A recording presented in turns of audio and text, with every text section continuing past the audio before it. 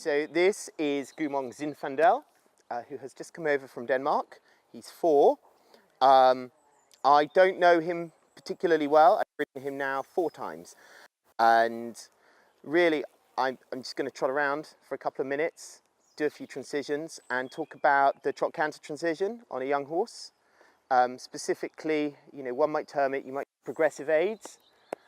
On an advanced horse, you can use quite clear aids and expect them to understand it. But both on a horse you don't know and a young horse, you need to just be a little bit more pragmatic about what you're doing. So you might use correct aids, but you might use them in conjunction with your voice. So I'm going to do a couple of trot canter transitions in a moment, but just before that, it's just a word about riding a young horse, or even a horse you don't know, just in simple shapes, in walk or trot or indeed canter. And so the trot I've picked here isn't particularly fast or forward. It's got just enough impulsion that it's not wobbling, so I can let him cruise around in this trot. I don't have to do too much with my hands, and the rhythm is enough that he can balance himself, but not so much that that you get the sense he's running.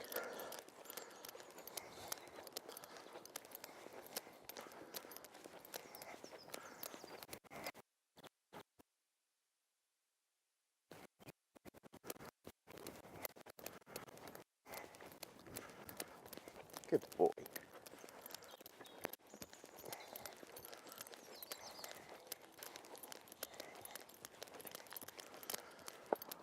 Rio. Shh.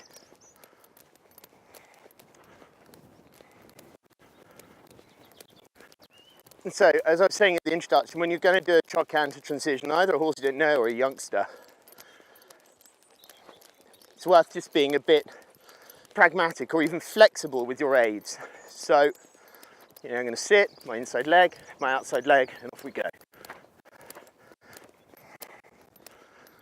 And again, the canter rhythm, just enough rhythm so that he can bowl along in and of himself. And then the downward transition, I want to avoid training into the buffers.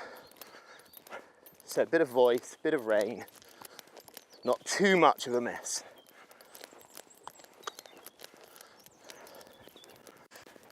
Good job. So again, just the other one, the other way. So the same thing, I'm going to sit, press a bit of inside leg, some outside leg, and if necessary, I'll help with my voice. Good boy, and up he goes.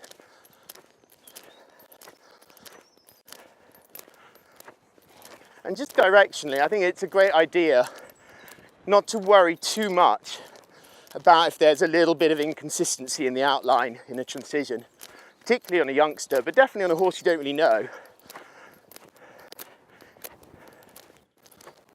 Okay, we try and slow down a bit of leg, bit of rein, steady trot. Good boy. So just, the finishing points are, real takeaways. With a young horse, and it's only a personal view here, but you don't want to ride with too much impulsion, just enough to get you through in an even rhythm, not so slow that they labour, but not so fast that they're struggling and you're having to use your hand a lot. And with the canter transition, or even another transition, just be pragmatic and flexible with your aids. Use roughly the right aids, but be quite helpful and don't be scared to repeat and back up with your voice.